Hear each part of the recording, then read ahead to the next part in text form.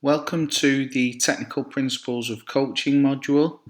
This lecture is topic 9 and it's around feedback during or after the coaching process. So, the learning outcomes within this presentation, as listed there, discuss a variety of pedagogic techniques, demonstrating and understanding the coaching process and recognising the importance of feedback within that process.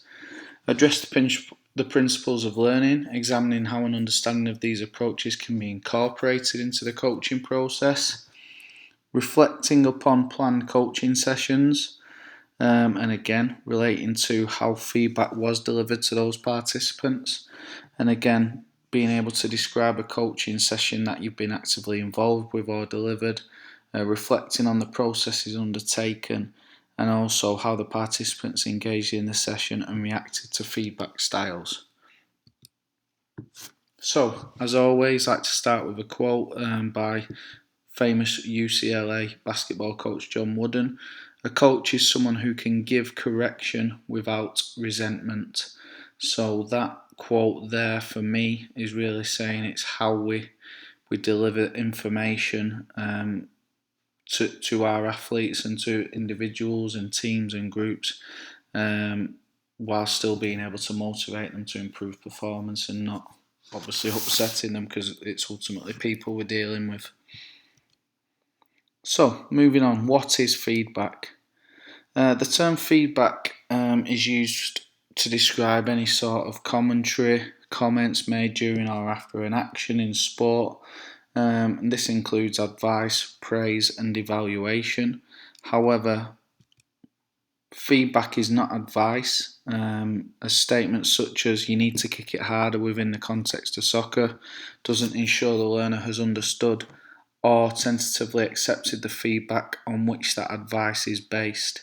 That's just advice. Nor is it purely an evaluation or judgments with attached value. So comments like "good job," "well done," "great stuff" provide no actionable information about what occurred. We've probably heard this around praise before. Be specific.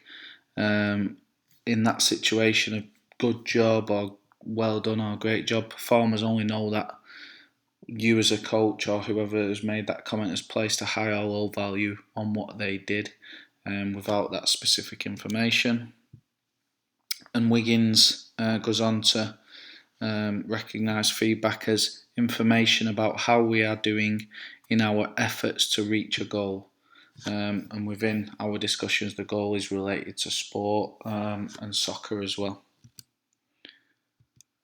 So, feedback may be delivered from observable effects. For example, striking a ball with the aim of hitting the bottom corner of the opposition goal and observe where the ball goes.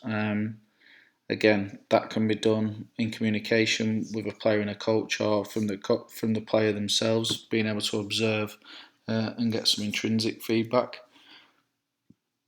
Feedback, of course, can also be provided from others.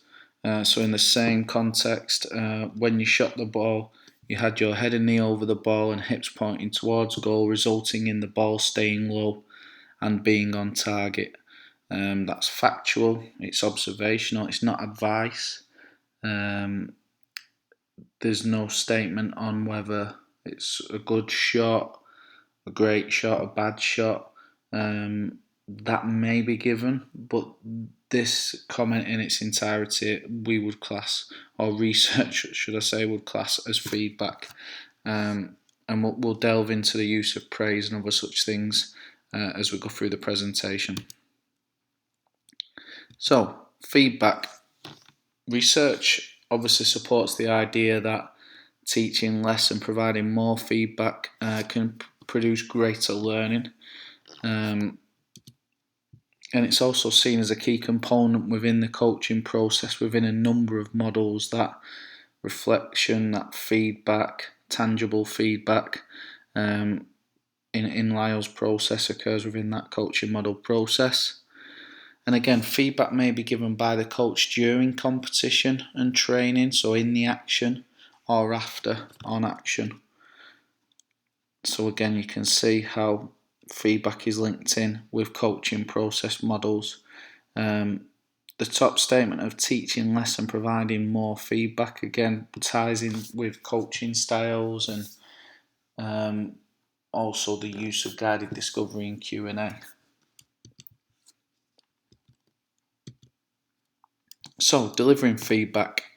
Feedback is also not always verbal, as I'm sure we'll be able to provide examples as we go through. Feedback can also be spontaneous, or it can be planned, so it can be in the moment, or it can be based upon analysis and observation. There are also different aids for feedback and support tools for feedback. So video analysis now, with the development of technology, has become accessible by many clubs and coaches and teams. Player performance profiles, team and player, individual player analysis, documented evaluation tools all aid the feedback process. Dennison also adds verbalization needs to be related to the physical experience of the game in order to connect the sequence of events. So any verbal feedback needs to tie into what the athletes or performers felt within the game, so they can then recognise where it occurred and how that feedback or how that action felt, and was it the desired effect based on the feedback.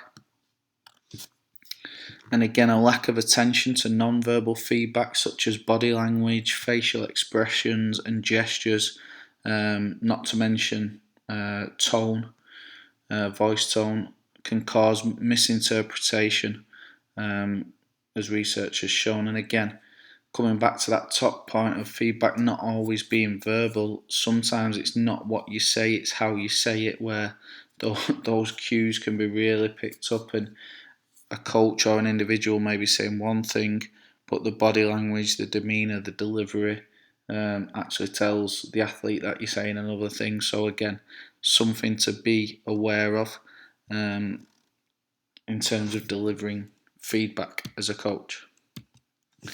So, sticking with aids for feedback before we get into consideration, coaching intervention and as such feedback has often been based on subjective observations of athletes, the art of coaching, recognising different interventions and styles.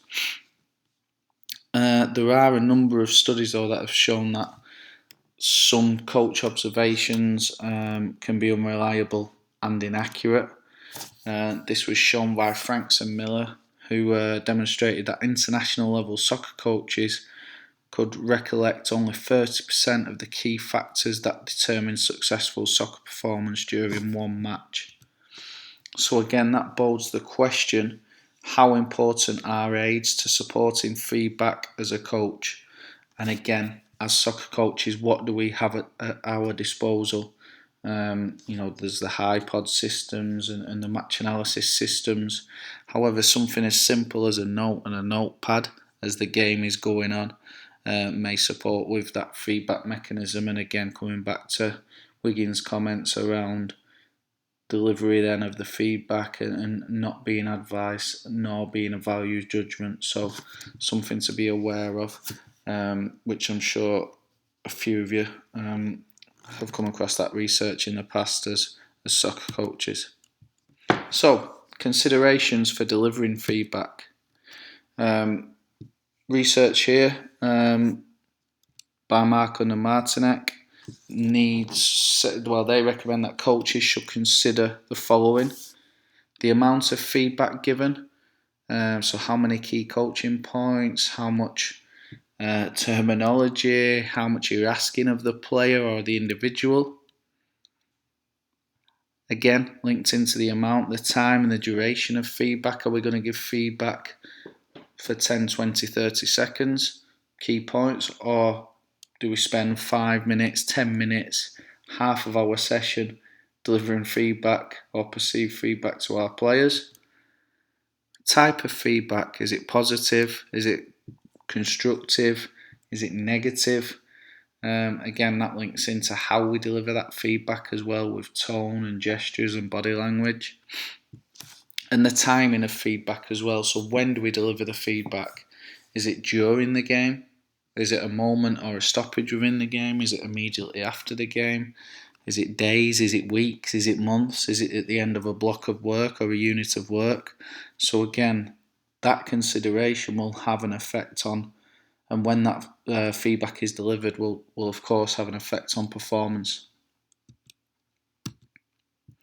Cross and Lyle also recommend the coach ask 4 questions before giving feedback. So question 1, are the majority of feedback statements I make to my athletes value statements?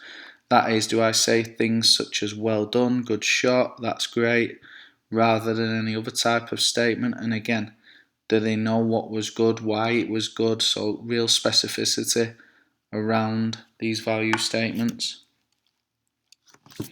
When I give corrective feedback, such as you failed to track your runner or your kicking foot was in the wrong place, is it phrased negatively, as in these examples, or positively?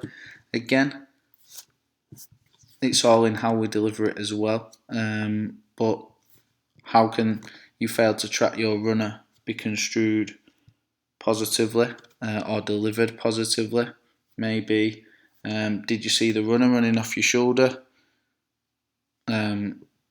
What were you thinking? So a guided discovery or Q&A approach may allow the athlete to self-reflect. Yeah, I saw the runner, I should have tracked him there, rather than the coach coming in and giving and making it,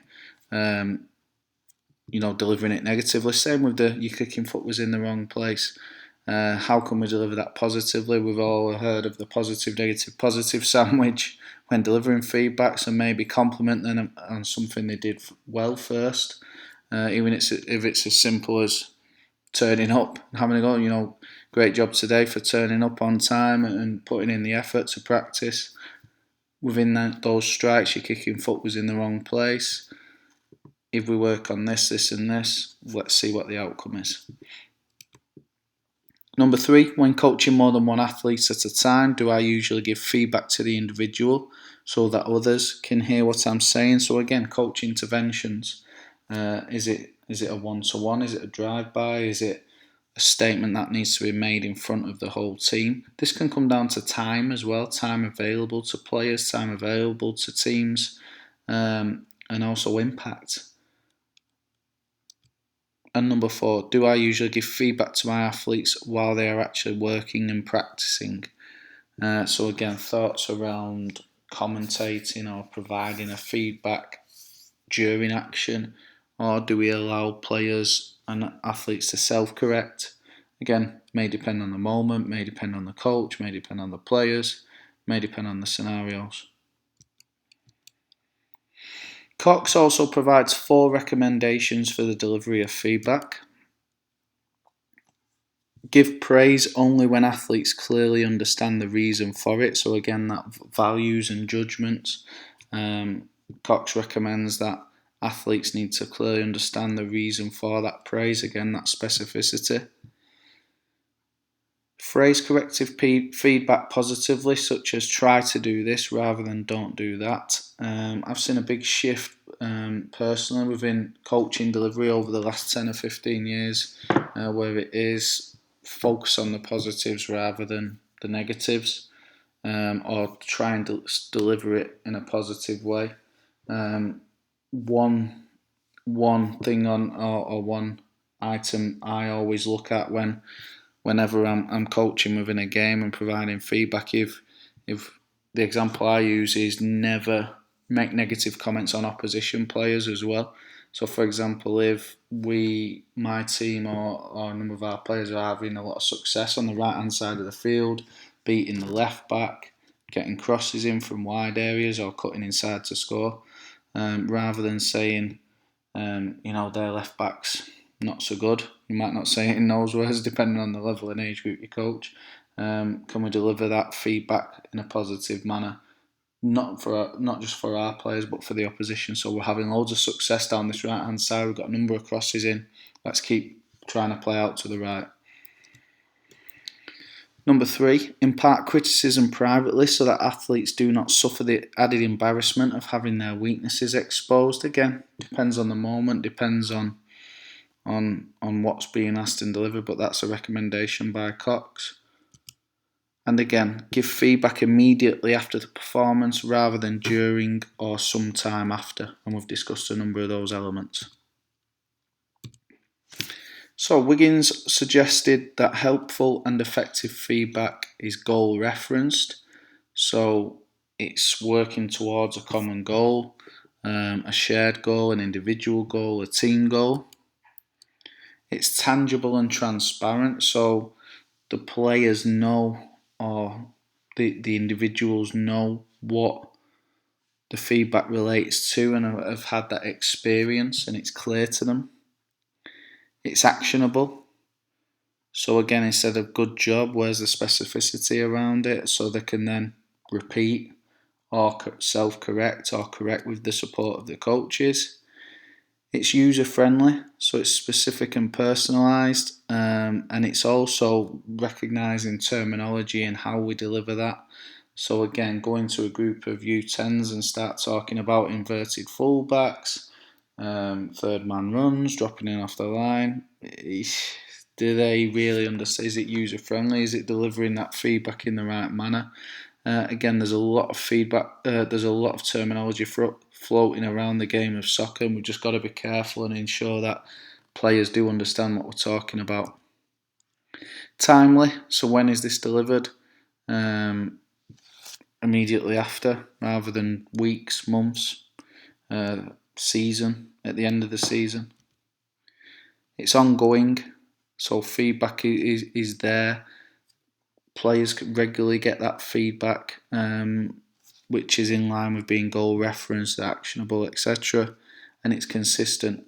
So feedback for one player on an action should be very similar in terms of the expectations, the standards, and the feedback delivery method for another player who's performing the same action.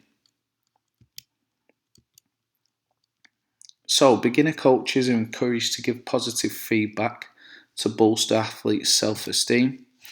Competent coaches also know that praise in certain instances may communicate low expectations, and that at times constructive criticism serves as a more effective tool. Have to be careful with this. Depends on the level of players as well, their expectations, the coach expectations. But all we're saying here is constant praise can actually be demotivating to players who want to, not everything, they understand that not everything they're doing is really positive. They want to be supported in development. Again, craft knowledge allows more experienced coaches to know what to say and when to say it and how to say it even. And this is often developed through trial and error, through making mistakes like all of us. Knowing your athletes, knowing your players, knowing your individuals, and knowing what works for them. Therefore, coaches need to do 3 things: gain experience in the delivery of feedback, as well as out on the field. Use reflective coaching, so being able to walk away and think, did that feedback have the impact that was desired? Experiment. So again, when do you use constructive criticism? When do you pull an athlete to one side or a player to one side? When do you stay positive with things? What are the reactions? And again, research points to more experienced coaches strive to give feedback that is challenging, specific, and positive. So, considerations for soccer coaches. This relates to match day feedback, because much of what we've discussed can be in a training environment as well. But picture yourself on a match day at any level, and again, you've got before, during, and after the game, and what sort of feedback methods and communications go in to before. So, what do you say, how, and why? Any feedback from previous games or training? What are your focuses and aims, as these can inform the feedback? And is there any individual or team targets? During the game, What do you say? How do you say it? Why do you say it? When do you say it? How much can actually be taken on board by the players whilst they're playing the game? And how important is this feedback? Again, I've seen a number of different coaching styles, and it's probably not for me to say which one's right and which one's wrong. It depends on the impacts of players.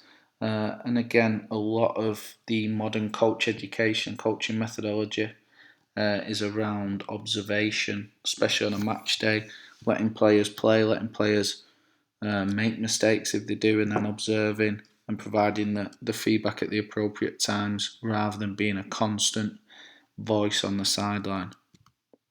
And then after, when do you give the feedback? Is it straight after the game? Is it the day after? How can you incorporate technology? So again, many professional clubs will deliver some element of feedback in terms of performance the day after a recovery session or before the recovery session, and just go over things whilst it's fresh in the players' minds. Is it sometimes to give that feedback straight after the game for maximum effect? And again, the use of aids, training aids, video performance aids to support feedback through the data as well, the data analysis, which is huge in the professional game and is being incorporated into the grassroots and recreational game as well. So to conclude, feedback is information about how we are doing in our efforts to reach a goal.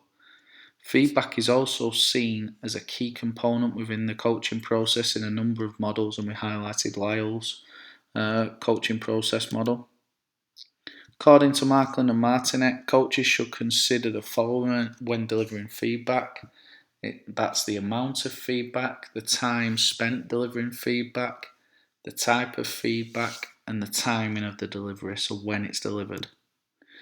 And again, craft knowledge allows more experienced coaches to know what to say and when to say it and how to say it as well. And this is developed often through trial and error.